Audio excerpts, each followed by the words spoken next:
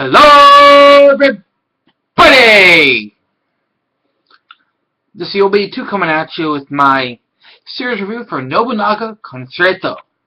Now, I was not expecting much from the series at the beginning. The animation style is very different from what I usually see because it's fully computer generated. And this was a very interesting historical piece series, because this is about Saburo, who is a guy who's kind of always looking off in the distance, not really thinking, and in the beginning of the episode he falls off a fence and ends up in feudal warring states times in Japan. And through this, he basically falls and meets a running away Nobunaga. And this Nobunaga basically noticed he looks just like him. And in the process, Nobunaga has Saburo pose as him and take over as Nobunaga for the clan. And this was a great journey of this, because the way Saburo is no one can figure this guy out, because he's so different from anything they've ever seen in their time. The way he acts, the things he has, the stuff he knows from studying history about the Warring States times. So he has a textbook that tells him everything that Nobunaga has done. Thus he knows, I do this and this will happen. I do this and this will happen. So he's a wonderful character to watch. And he is just a wonderful character. And throughout the series, he meets other characters who are people who either are trying to betray him but become allies. His weird ways of picking generals to meeting other people from the future. Some who have set up as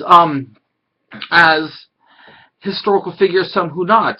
And he meets some interesting people. He meets an ex-cop, an ex-yakuza, and even a baseball player who gets thrown in this time. And this was very interesting to see, especially with the baseball player, because he gets mistaken for an Oni. And I found this very, very interesting. This was a wonderful series because of Saburo. The way he acts is what makes the series so great. If Saburo wasn't Saburo, then I do not think the series would be as enjoyable.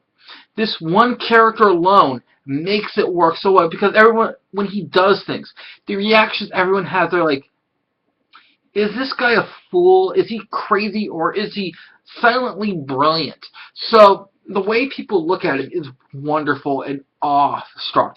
So I loved this very, very, very, very much. And I enjoyed this series quite a bit. Even though this was only 10 episodes.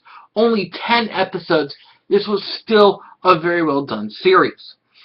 And again, you even have the real Nobunaga coming in and covering his face and taking on a role as Mitsuhide. So you have, again, it's a historical piece, so you're going to hear tons of historical Warring States names that if you know your Warring States history, you will go, oh, there it is. Ooh, that's how they fit him in the story. That's what his character, I mean, I loved Hideyoshi. I loved Mitsuhide. I loved a lot of these characters, and the way these characters came into being in the series and how they got their names or how they became part of Nobunaga's army is wonderful and very awe-inspiring and very interesting. So they took liberties, but at the same time they kept true to history. They had famous battles that Nobunaga fought. And interactions. I loved when he was bringing out food or textbooks out of his bag that no one has ever seen before, and they're like, "What is that? Why do you have it? And what is it?" So this was again a very great series. I enjoyed it a lot, and I recommend it if you want to sit down, push through the first couple episodes because they can be a little slow, but once you get a feeling for Saburo, you will love this series. Thus, this is the old boy 82 saying, if you like this video, please click like. if you want to see more. Please subscribe. This is UA2 signing out.